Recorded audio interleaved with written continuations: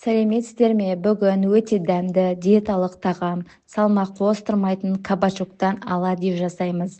Ең алдымен кәдімізді теркадан өткізіп майдалап аламыз. Үстіне жұмыртқа мен укромымызды майдалап турап, оны да саламыз. Әдемілеп араластырамыз. Енді 5 глютен ұн мен сүтті құйып қоймалжың масса дайындаймыз. Дайын болғанда қызып тұрған тапамызға жылқы майын кішкене құйып, ожаумен қамырымызды пісіріп аламыз. Өте дәмді шығады және жеңіл ас. Ал жылқы майына келетін болсақ, өзім шемішке май мүлде қолданбаймын. Табиғи таза пайдалы жылқы майын қолданамын. Иісі жоқ, тоңламайды, тіпті жұмыртқа мен бауырсақты да қуырамын. Енді дәмі ерекше. Жылқы майы керек болса астына номер қалдырдым.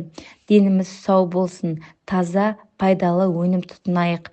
Дәл осындай пайдалы тағамдарды жасап үйренгілеріңіз келсе, парақшама тіркелуді ұмытпаңыздар.